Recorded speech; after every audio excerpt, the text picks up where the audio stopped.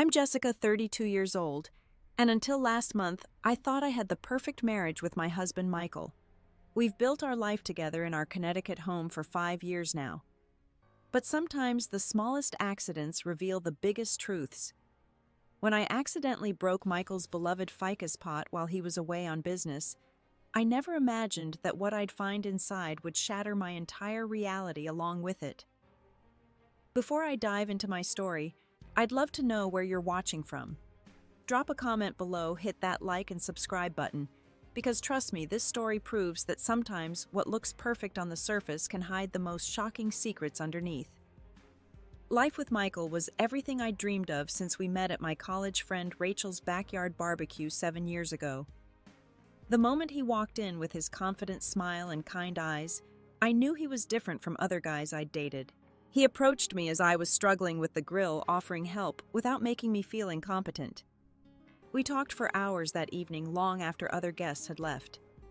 Michael worked as a financial analyst for a consulting firm that specialized in international investments. His job required him to travel occasionally for client meetings and conferences, usually for no more than a week at a time. I had built my own career as a graphic designer, mostly working from home for various clients across the country, which gave me the flexibility to maintain our household when Michael was away. Our home was a charming colonial-style house with blue shutters and a spacious backyard that Michael had transformed into a garden paradise. We'd purchased it 3 years into our relationship, seeing it as the perfect place to eventually raise a family.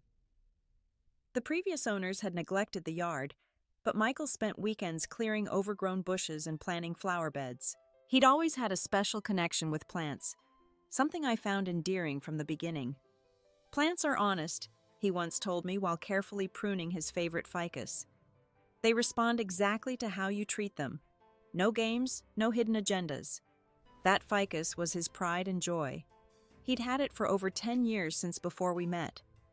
It had moved with him from his college apartment to his bachelor pad, then to our first rental, and finally to our home.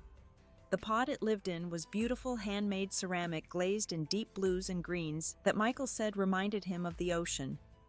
He'd bought it on a trip to Santa Fe before we met, and the combination of the thriving plant and unique pot held a special place in our sunroom. I admired Michael's dedication to his plants. While I could barely keep a cactus alive, he seemed to have a sixth sense about what each plant needed. Every Sunday morning, he'd spend hours tending to them, checking soil moisture, removing dead leaves, and adjusting their positions for optimal sunlight. His careful attention to detail extended to other areas of our life together, making our home run smoothly. We had settled into a comfortable routine over the years. Weekday mornings, we'd have coffee together before work. Friday nights were reserved for trying new restaurants or cooking elaborate meals at home. Weekends involved gardening, visiting local farmers markets, and spending time with our small circle of close friends. We talked about starting a family soon, maybe within the next year, once Michael received the promotion he'd been working toward. Looking back now, there were small signs that things weren't quite as perfect as they seemed. Occasional hushed phone calls Michael would take in his home office quickly ending when I walked in. Text messages that would make him frown and claim they were work emergencies even during vacations. Unexplained late nights that he attributed to client dinners but returned from without the usual details he'd share about the evening. But I dismissed these moments. Everyone deserves privacy, I told myself. I wasn't the type of wife who checked phone records or demanded to know every detail of my husband's day. I trusted Michael completely. We had built what I believed was a solid foundation of honesty and respect. If he needed space, sometimes I was secure enough in our relationship to give him that without question. After all, he was attentive and loving in all the ways that mattered. He remembered anniversaries and birthdays without prompting. He supported my decision to freelance rather than return to agency work. He even tolerated my disaster-prone cooking attempts with good humor. We rarely argued, and when we did, we resolved conflicts quickly without lingering resentment. "We're the couple everyone wants to be," my friend Lisa once commented during a dinner party at our house. She had recently gone through a bitter divorce and watched Michael clear the dishes while bringing me a glass of my favorite wine. "You hit the husband jackpot, Jess," I believed her. I believed in us. I had absolutely no reason to think that the man I shared my life with was anything other than exactly who he presented himself to be. The thought that Michael might be hiding something significant from me never seriously crossed my mind, which is why what happened next was so completely devastating. It was a Tuesday morning when Michael left for his business trip to Chicago. A quarterly meeting with major clients, he explained as he packed his suitcase with the precise efficiency I'd always found charming. Dress shirts rolled instead of folded to prevent wrinkles. Ties arranged by color. Toiletries in their designated travel case. "I should be back Sunday evening," he said, kissing me goodbye at the door. "The Willis account is going to keep us busy, but I'll call when I can." "Don't worry about me," I assured him. "I've got that logo redesigned for the tech startup to finish. The week will fly by." As soon as his car disappeared down our tree-lined street, I began formulating my surprise. For months, I'd been thinking about rearranging our sunroom to create a better flow and showcase Michael's growing plant collection more effectively. With a full week alone in the house, this was the perfect opportunity to implement my plan. I spent the first day measuring the space and sketching different layouts. The second day, I moved the smaller plants and furniture, creating a conversation area near the large bay windows where the morning light streamed in beautifully. Michael's plants would thrive with the new arrangement, and we'd have a cozier space to enjoy our weekend coffee. The only remaining challenge was his beloved ficus, which had grown impressively tall over the years.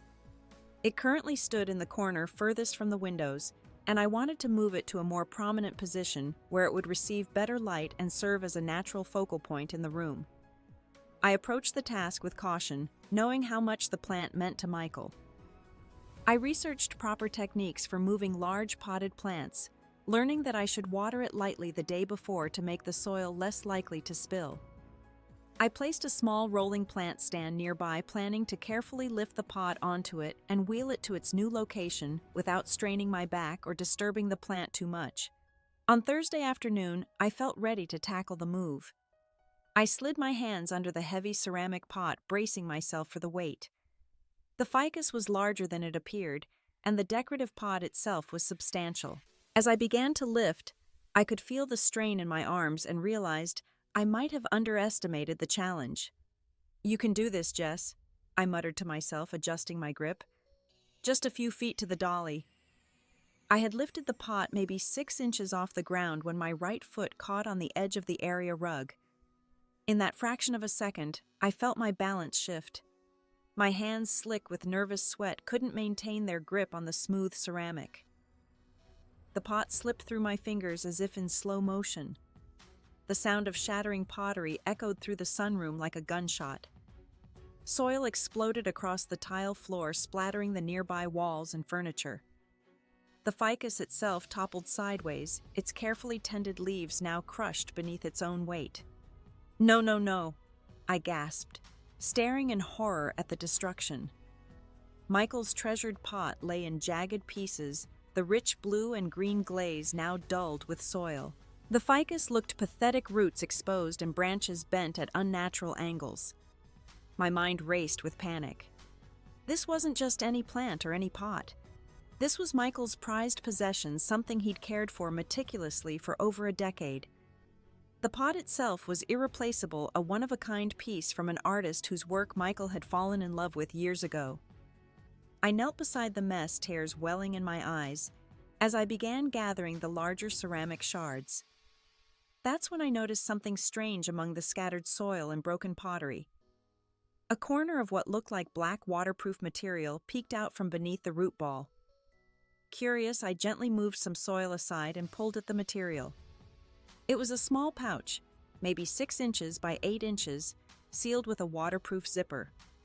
The pouch had been hidden inside a false bottom in the pot, completely invisible unless the pot was broken or the plant completely removed. I sat back on my heels, the pouch heavy in my dirt-covered hands.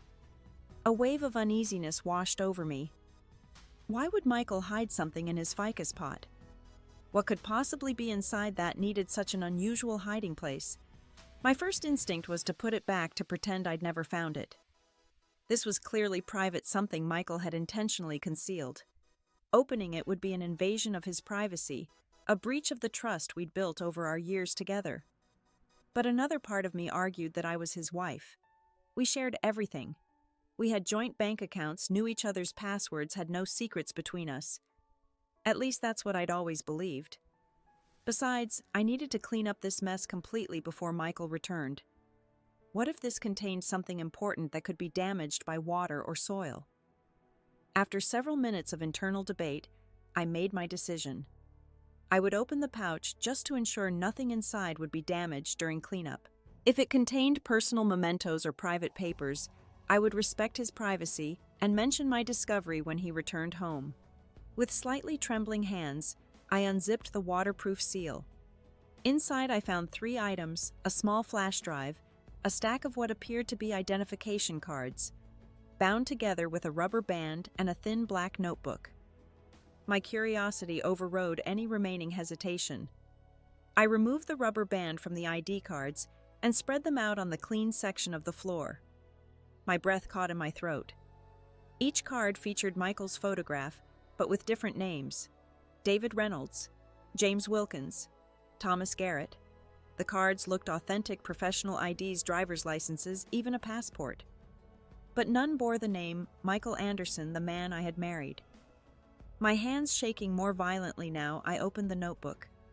Inside were pages of handwritten notes, locations with corresponding dates, and strings of numbers and letters that looked like codes. Some of the dates matched times Michael had been away on business trips, but the locations didn't match where he'd told me he was going.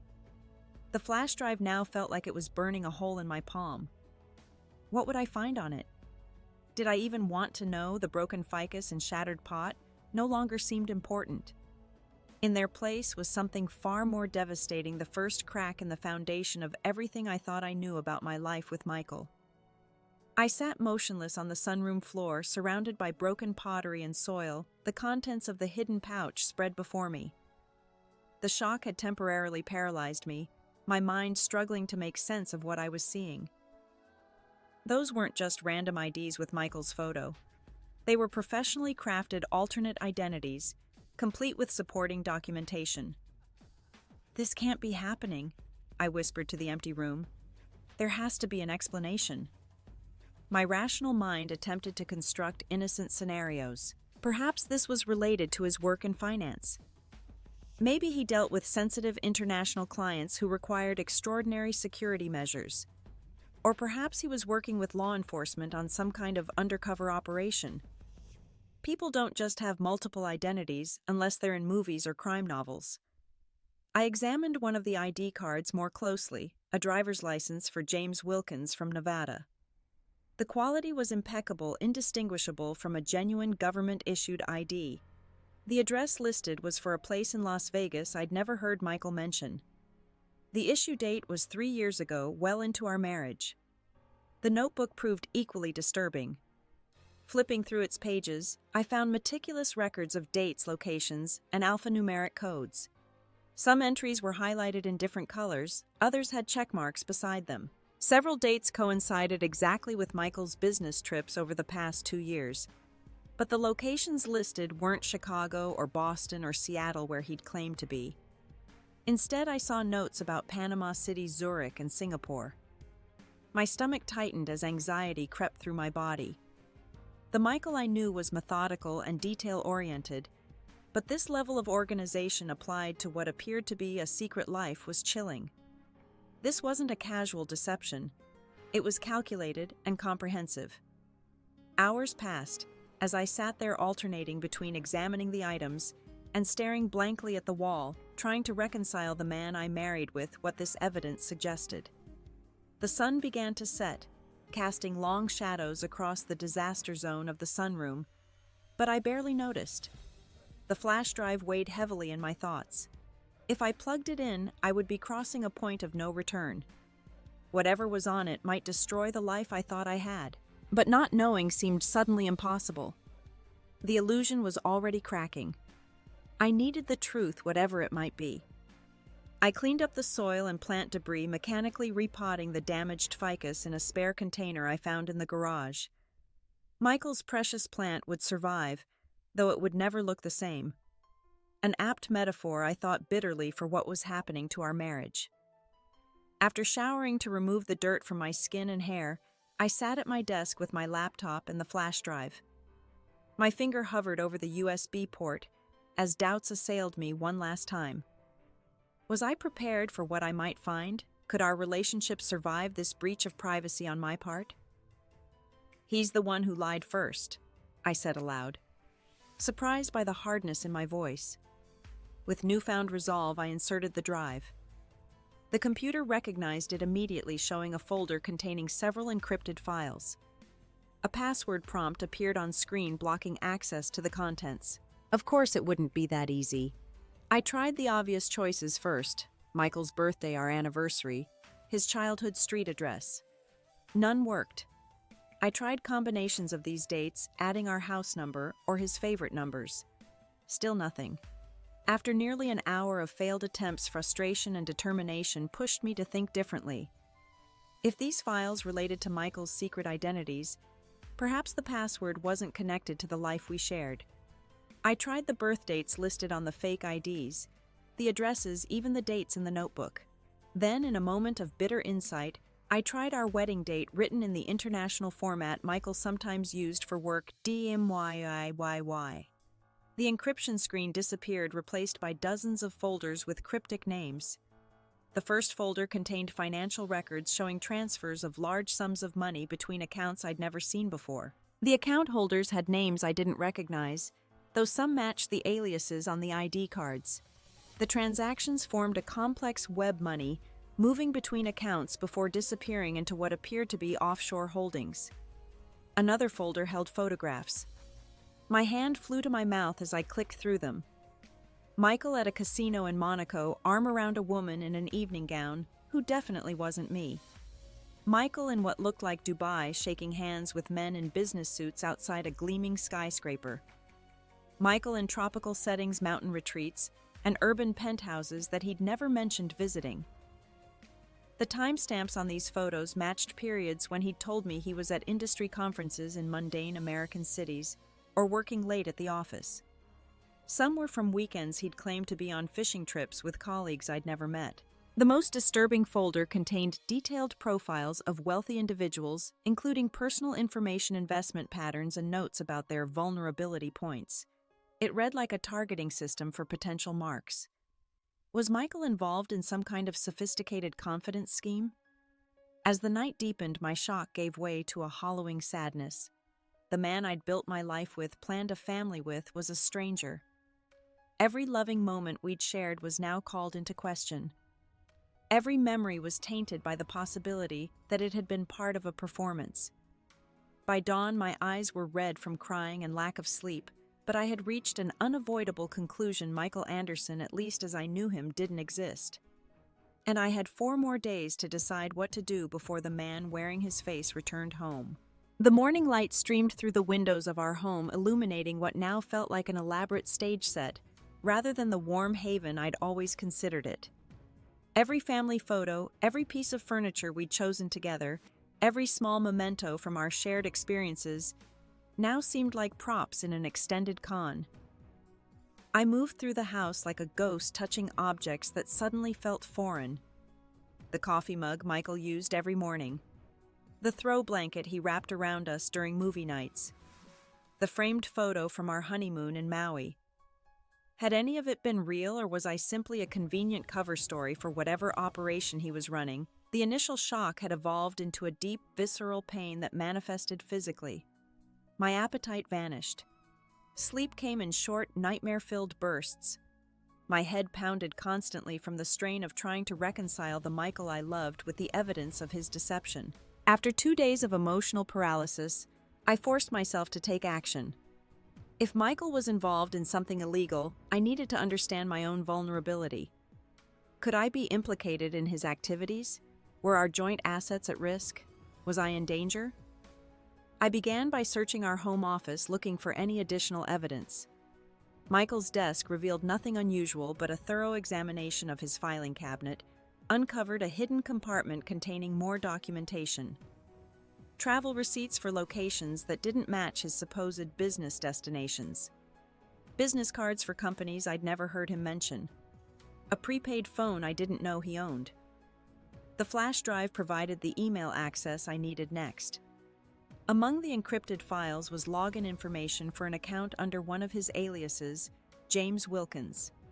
The password granted me access to an email account filled with correspondence that confirmed my worst fears. Michael, or whatever his real name might be, was deeply involved in some kind of financial scheme.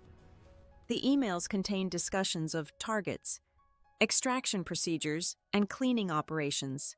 While the language was deliberately vague, the context made it clear that Michael was helping wealthy individuals move money through unofficial channels, taking substantial cuts in the process. One email thread particularly chilled me. Anderson, the German operation went perfectly. Client transferred full amount as discussed. Used standard offshore routing. Your 30% has been placed in the usual account. Next target identified in Buenos Aires. Preliminary profile attached. Begin approach in September. The casual discussion of what appeared to be financial fraud, potentially money laundering, sent me into a new spiral of panic. This wasn't just about my husband's infidelity or dishonesty. This was potentially criminal activity on an international scale. I spent hours researching the companies mentioned in the emails. Many were shell corporations with minimal online presence. Others appeared legitimate on the surface, but had been mentioned in obscure financial news articles about investment fraud investigations. I found connections to regions known for banking secrecy and regulatory loopholes. As my research deepened, I discovered news articles about investment schemes targeting wealthy individuals. The pattern was consistent with what I was seeing in Michael's communications: identify wealthy targets, gain their trust, convince them to make investments through specialized channels, then divert portions of the funds. It wasn't smash-and-grab theft, but sophisticated financial manipulation designed to be difficult to trace. The devastating realization that my husband might be what law enforcement would call a confidence man or sophisticated financial criminal left me reeling. How could I have lived with him for years and never suspected? What did it say about me that I'd been so thoroughly deceived? But another more immediate concern began to overshadow my self-recrimination. What were the legal implications for me? As Michael's spouse sharing financial accounts in a home, could I be considered an accomplice? Even though I knew nothing, could our assets be seized if he were investigated? Could I face criminal charges myself? The stress manifested in increasingly severe physical symptoms. I couldn't keep food down. I developed a persistent tremor in my hands. Sleep became almost impossible, and when exhaustion finally overtook me, I woke gasping from nightmares where faceless authorities dragged me away in handcuffs, while Michael watched impassively. By the fifth day, with Michael's return scheduled for the following evening, I was functioning on autopilot. I hadn't made contact with him during his trip, unable to trust myself to maintain normalcy in even a brief phone conversation. He had texted daily with generic updates about his meetings, and I had responded with equally generic acknowledgments, buying time while I determined my course of action. The options before me seemed equally unbearable. I could confront Michael directly, but if he was the calculating person these discoveries suggested, that could be dangerous. I could pack my belongings and disappear before his return, but that would leave me looking guilty and potentially hunted by both Michael and authorities. I could contact law enforcement, but without understanding the full scope of his activities, I risked either not being believed or becoming entangled in the investigation myself. As I sat at our kitchen table, the morning sunlight creating deceptively cheerful patterns across the surface, I made my decision. I would face Michael directly, but not without protection. I would not run, but I would not be naive either. Whatever the truth was, I deserved to hear it from him, and I deserved the chance to extricate myself from the web he had woven around our lives. With newfound clarity cutting through my exhaustion, I began preparations for what would likely be the most difficult confrontation of my life. Michael would return in just over 24 hours, and I needed to be ready. Sunday arrived with a surreal calm. I had spent the previous day preparing methodically, as if readying for a high-stakes business presentation rather than a confrontation that would determine the future of my marriage and possibly my freedom. First, I had contacted a lawyer sharing enough details to establish attorney-client privilege without revealing everything. Her advice was clear: document everything, protect myself legally, and be prepared for any outcome. She stood ready to intervene if necessary. Next, I had backed up all the files from the flash drive to a secure cloud account and resealed the original in its waterproof pouch. I had photographed all the identification cards and notebook entries. I had installed a recording app on my phone that could capture audio discreetly. I wasn't proud of these precautions, but self-preservation had overridden any remaining sentimentality. Finally, I had placed a small go bag in my car, containing essential documents, a change of clothes, some cash, and a prepaid phone. If things went badly, I could leave immediately. The hours ticked by with excruciating slowness. I rehearsed what I would say, anticipating Michael's potential responses. Would he deny everything, try to create a plausible explanation, become threatening, the Michael I thought I knew would never harm me, but I no longer knew which version of him was real. At 5:17 p.m., I heard his car pull into the driveway. My heart hammered so violently, I felt dizzy. I took a deep breath and positioned myself in the living room, casual, but with clear sight lines to all exits. The recording app was already running in my pocket. The front door opened, and Michael entered carrying his suitcase, his face lighting up with the warm smile that had made me fall in love with him. For a brief, painful moment, I almost convinced myself I had imagined everything, that there must be a rational explanation for what I'd found. "There's my beautiful wife," he said, setting down his luggage and approaching for a kiss. I turned my face slightly, allowing his lips to brush my cheek instead of my mouth. If he noticed my coldness, he didn't show it. "How was your trip?" I asked, my voice remarkably steady. "Productive but exhausting. The Willis account is finally on board with our investment strategy." He loosened his tie and glanced toward the kitchen. "Something smells good. Did you cook?" "I ordered from that Italian place you like." I hadn't actually ordered anything. Food was the furthest thing from my mind. "How was Chicago?" "Cold and windy as usual," he chuckled. "I swear the wind off Lake Michigan cuts right through you even in spring." "Interesting," I said evenly. "I checked the weather in Chicago this week. It was unusually warm, actually. Record highs." A barely perceptible shift occurred in Michael's expression, a momentary calculation behind his eyes before his face resumed its casual pleasantness. "You know how it is near the lake? Microclimates. The conference center was in an area that gets particular wind patterns." "I see. Well, before dinner, would you mind checking your Ficus? I'm worried it might need your expert attention." His brow furrowed slightly. "Is something wrong with it?" "You should take a look." Curiosity and concern crossed his face as he headed toward the sunroom. I followed at a careful distance. When he entered and saw his beloved Ficus in a different pot soil still visible on some of the nearby surfaces, despite my cleaning efforts, he stopped short. "What happened?" His voice had lost its warmth. "I had an accident while you were gone. I was trying to move it to get better light and I dropped it. The pot broke." Michael stared at the plant, his back to me, shoulders tense. "That pot was irreplaceable." His voice was controlled but cold. "Yes, it was quite unique," I agreed, "especially with its false bottom compartment." The silence that followed was deafening.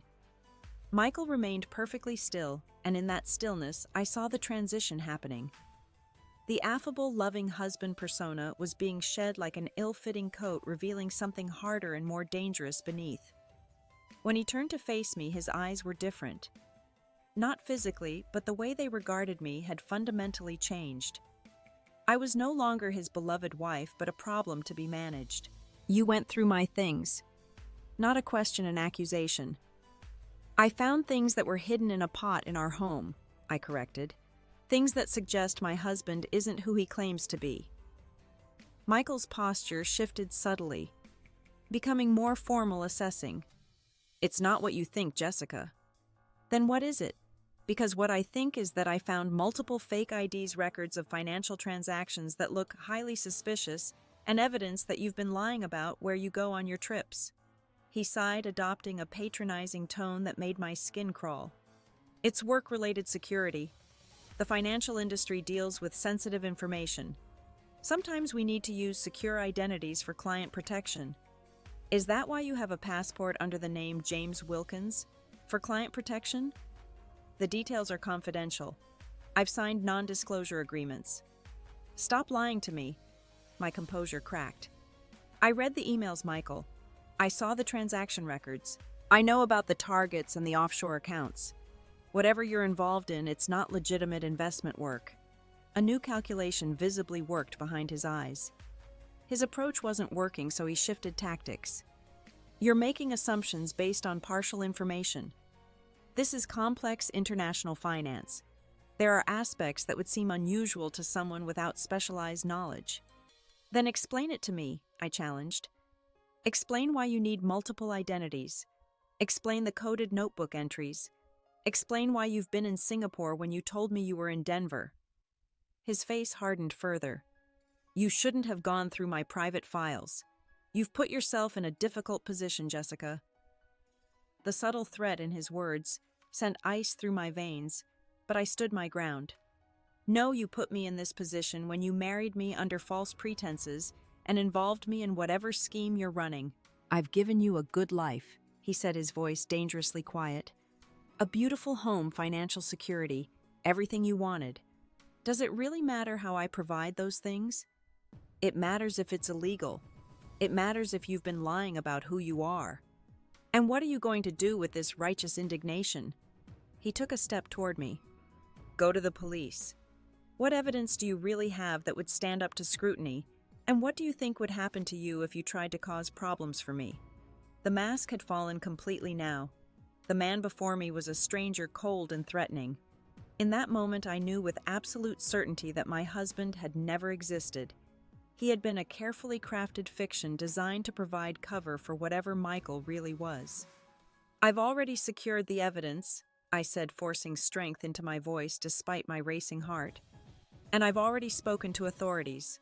His eyes narrowed. You're bluffing. The flash drive contents are backed up to an account my lawyer has access to. If anything happens to me, everything goes to the FBI. You stupid, naive woman, he hissed, dropping all pretense of affection. You have no idea what you're interfering with or who you're dealing with. He lunged forward suddenly, grabbing my arm with bruising force. Where is the flash drive? Where are the IDs? I tried to pull away, genuine fear flooding my system. Let go of me. Tell me where they are, Jessica, and maybe we can still fix this. His fingers dug deeper. I said, let go. I twisted free, stumbling backward. It's too late, Michael, or whatever your real name is. It's all over. As if on cue, there was a loud pounding on our front door. Federal agents, open up! Michael's face drained of color. His eyes darted around the room looking for escape routes. What have you done? He whispered. The truth was, I hadn't contacted federal authorities. I hadn't been brave enough to take that step, unsure who to trust, or how deep Michael's connections might run. But someone had been watching him, investigating whatever operation he was part of. My confrontation had simply coincided with their timing. The pounding came again, followed by shouts, and the sound of the door being forced open. Within seconds, armed agents in FBI jackets flooded our sunroom, weapons drawn. Michael Anderson, you're under arrest for wire fraud, money laundering, and violations of international banking regulations. A female agent in a suit approached with handcuffs, while others secured the room. I stood frozen as they recited his rights and secured his wrists behind his back.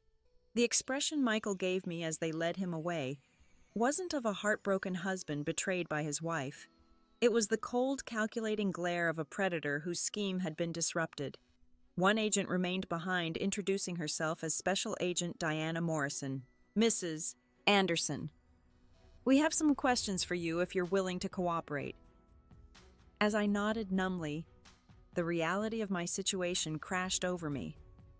My husband had just been arrested by the FBI in our living room. My marriage was a fabrication. My life as I knew it had ended, and it had all begun with a broken pot.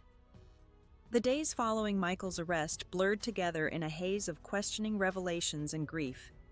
FBI agents transformed our home into a crime scene, methodically searching every inch for additional evidence. I watched strangers in gloves and booties open our closets, examine our bookshelves, and dismantle electronics looking for hidden compartments or storage devices. "We've been investigating your husband for nearly 18 months, Special Agent Morrison explained as we sat at my kitchen table, now cluttered with evidence bags and cataloging equipment. "He's part of a sophisticated network targeting high-net-worth individuals for fraudulent investment schemes." I listened in numb disbelief as she outlined what they knew. Michael, whose real name was apparently Nathaniel Reeves, had been operating under various aliases for over a decade. He specialized in creating legitimate-appearing investment opportunities that ultimately channeled funds through a labyrinth of offshore accounts before disappearing into criminal enterprises. "Was any of it real?" I asked, my voice barely audible. "Our meeting, our relationship," Morrison's expression softened slightly. "We believe your husband's, or rather Reeves' romantic relationship with you was initially tactical. You had social connections to potential targets through your college network and freelance clients. Your lifestyle and reputation provided him with credibility in certain circles." Each word felt like a physical blow. Not only had I been deceived, but I had been strategically selected and cultivated as a useful accessory. Every loving gesture, every shared dream, every intimate moment had potentially been calculated for maximum benefit to his operation. "We need to understand your level of involvement," another agent said, his tone more skeptical than Morrison's. "Financial crimes of this sophistication often involve multiple knowing participants." "I knew nothing," I insisted, fighting back tears. "I discovered evidence entirely by accident less than a week ago. I was planning to leave him." The questioning continued for hours, then days. They wanted details about our finances, Michael's work habits, our social connections, travel history. They scrutinized my reactions, looking for inconsistencies or signs of deception. I understood their suspicion, but felt doubly victimized by it. Meanwhile, the outside world began to intrude on my private nightmare. Local news picked up the story of the respected financial analyst arrested for international fraud. Reporters appeared on my doorstep seeking comments or photographs. Neighbors drove by slowly, curiosity overcoming propriety. My phone exploded with messages from friends and family ranging from concerned to accusatory. "Did you know?" was the most common question, sometimes asked directly, sometimes implied through careful phrasing. Rachel, the friend who had hosted the barbecue where I met Michael, was devastated. "I introduced you," she kept saying during a tearful call. "I vouched for him. I never suspected anything." My parents arrived from Arizona, creating a protective buffer between me and the growing media interest. My father, a retired accountant, helped me navigate the immediate financial complications. All our joint accounts had been frozen during the investigation, leaving me temporarily without access to funds. "You need your own lawyer," he insisted, arranging for a criminal defense attorney specializing in white-collar crime. "The FBI might believe you're innocent now, but their priority is building a case against Michael, not protecting you." The lawyer, Eleanor Simmons, became my lifeline through the legal labyrinth that followed. She attended all subsequent interviews with investigators, advised me on how to answer questions, and helped me understand the potential ramifications. "The good news," she explained during one of our meetings, "is that the evidence strongly supports your ignorance of your husband's activities. The bad news is that untangling your finances from his will be complicated and potentially expensive." As the investigation deepened, I learned more about the man I had married. Nathaniel Reeves had a history of fraud dating back to his early 20s. He had served a brief sentence for credit card fraud before graduating to more sophisticated schemes. He had been married once before to a woman who disappeared after his previous operation collapsed. Authorities weren't certain if she had been complicit or another victim.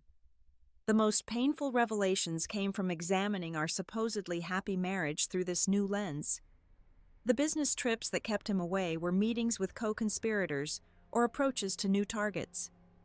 The late-night work calls were coordinating illegal money movements. Even his beloved plants, which I had found so endearing, were likely just props to reinforce his fabricated personality. After 2 weeks of intensive investigation, Agent Morrison delivered the news I had been hoping for. "We've determined you weren't knowingly involved in your husband's criminal enterprise. However, you're not entirely in the clear financially. Assets acquired during your marriage that can be traced to illegal activities may still be subject to seizure." The relief of not facing criminal charges was overshadowed by the continued unraveling of my financial security. Our home purchased with what I now knew was tainted money would likely be forfeited. The comfortable savings I thought we had built together was mostly frozen or would be confiscated. My car, my jewelry, even furniture might be subject to asset forfeiture proceedings.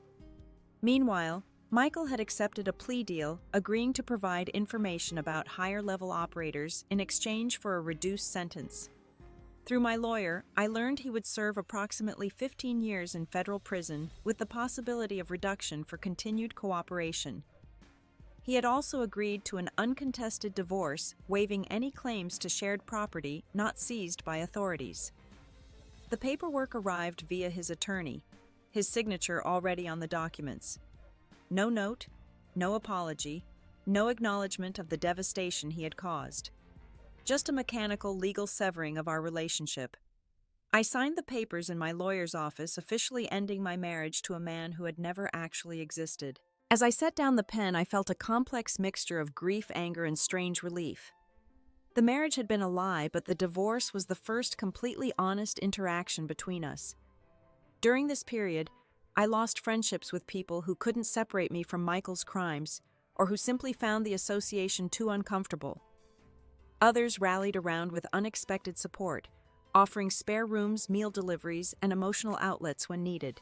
3 months after Michael's arrest, I sold what personal possessions I was legally permitted to keep and found a small one-bedroom apartment across town. The house I had loved was in legal limbo, likely to eventually be sold at auction with proceeds directed toward restitution for Michael's victims. As I carried the last box into my new place, my phone rang. It was Agent Morrison. "I thought you should know," she said without preamble. "Reeves gave up significant information about his organization. Several major players have been arrested as a result." "Should that make me feel better?" I asked, sitting on my second-hand couch. "Maybe not," she acknowledged. "But you should also know that in all his cooperation, he's never once mentioned you except to confirm you were unaware of his activities. Whatever else he is, I believe he developed genuine feelings for you, even if they began as part of his cover." After we hung up, I sat in the fading afternoon light of my small apartment, turning her words over in my mind. Was there comfort in the possibility that some small part of our relationship had been real? Or was that just another manipulation, a final con to preserve some twisted self-image as not completely monstrous? I decided it didn't matter. Whether Michael had ever truly cared for me was irrelevant to the process of rebuilding my life from the wreckage he had left behind. That journey would depend entirely on my own strength, not on extracting meaning from his deceptions. The first 6 months after Michael's arrest were the darkest of my life. I moved through days mechanically going through the motions of survival without truly living. My freelance design work suffered as I struggled to focus or find creative inspiration. Clients graciously offered extensions, but some eventually took their business elsewhere when my work quality remained inconsistent. The financial devastation was nearly complete. After asset seizures, legal fees, and the costs of relocating, I had depleted my modest pre-marriage savings. I was essentially starting over at 32 with a damaged professional reputation and emotional scars that affected every aspect of my daily functioning. Sleep eluded me most nights. When exhaustion finally pulled me under nightmares, jolted me awake hours later, heart racing, sometimes screaming into my empty apartment. In these dreams, Michael would transform from loving husband to monstrous stranger, while I remained frozen, unable to run or fight. I blamed myself constantly, replaying years of interactions, looking for clues I should have noticed. How could I have been so blind, so naive, so easily manipulated?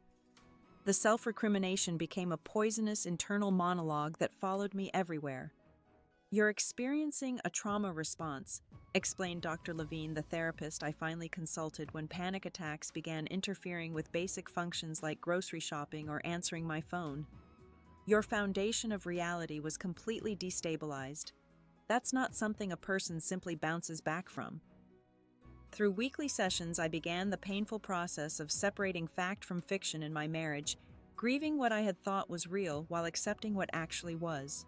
Levine helped me understand that my blindness to Michael's deception wasn't stupidity or weakness, but a natural human tendency to trust, especially someone who had expertly crafted his manipulation. Con artists, particularly sophisticated ones like your ex-husband, are psychological predators, she explained during one particularly difficult session. They study human behavior and exploit normal trust patterns. Your capacity for trust isn't a flaw, Jessica. It's a healthy human trait that someone weaponized against you. Slowly, these perspectives began to take root alongside the self-blame, creating tiny spaces for healing. I started keeping a journal, dumping the swirling thoughts onto paper to examine them more objectively. I joined a support group for fraud victims. Though my situation was unique among members who had mostly lost money to investment scams, rather than their entire sense of reality. One evening, about 8 months after my world imploded, I attended a specialized support meeting for family members of individuals convicted of financial crimes. There I met Diane, whose brother had operated a Ponzi scheme that bankrupted several of their relatives, and Marcus, whose father had embezzled from the family business, destroying their multi-generational legacy. The worst part isn't the public shame or financial ruin, Diane said during her share. It's the constant questioning of every interaction you ever had with them. Was any of it genuine? Were they thinking about their lies even during Christmas dinner or your child's birthday party? Did they ever feel remorse for using the trust of the people who loved them? Her words resonated so deeply that tears streamed down my face throughout the remainder of the meeting. Afterward, she approached me with a gentle smile and offered her phone number. First-time sharers usually need someone to talk to later. The emotions hit in waves. That connection became a lifeline. Diane understood aspects of my experience that even my closest friends couldn't grasp. We began meeting weekly for coffee before our support sessions, sharing small victories and setbacks in our parallel journeys of recovery. Through Diane, I met others who had survived relationship frauds of various kinds. Their stories helped me feel less alone, less uniquely foolish. Many had been deceived by charismatic partners who had crafted elaborate false identities. Some had lost decades to such relationships before discovering the truth. As my support network expanded, other aspects of life gradually improved. I found a small graphic design studio willing to hire me on a project basis, allowing me to rebuild my portfolio and professional confidence. My new apartment began to feel like home, rather than a temporary shelter from the storm of my collapsed marriage. A significant turning point came when I decided to change my name. While not legally necessary, since I had been a victim rather than perpetrator returning to my maiden name, Jessica Harmon felt like reclaiming my identity. The day I received my new driver's license and social security card, I took myself out for dinner at a nice restaurant, a small celebration of my emerging independence. 1 year after Michael's arrest, I made a decision that surprised even me. I wrote him a letter in prison. Not seeking answers or expressing lingering affection, but to formally close that chapter on my terms. I won't ask why you chose me, or if any part of what we shared was real, I wrote. Those questions no longer matter to me. I'm writing to let you know that while you took much from me, you didn't take everything. I'm rebuilding a life that has no space for the anger and betrayal that once consumed me. I don't forgive you, but I'm no longer allowing what you did to define who I am or what my future holds. I never sent the letter. The act of writing it was enough a ceremonial release of the last hooks his deception had in my psyche.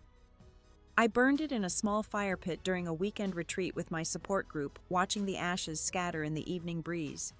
Around this time, I discovered a new passion that would become instrumental in my healing journey. A community center near my apartment offered classes in various arts, and on impulse, I signed up for an introductory painting course. I had always appreciated visual arts, but never considered myself particularly talented. To my surprise, I found both solace and unexpected ability in abstract expression. The instructor noticed my natural eye for composition and encouraged me to continue developing my skills. Painting became a form of meditation and emotional release, allowing me to express feelings I couldn't articulate in words. My first completed canvas depicted a shattered ceramic pot with golden light emerging from the broken pieces. When the instructor asked about its meaning, I simply said it represented finding value in brokenness. The piece later sold at a student exhibition, my first validation as an emerging artist. As the second year of my new life began, I made another significant change by moving to a different city. Portland offered both a vibrant design community and affordable living, as well as geographical distance from the memories saturating every corner of my former home.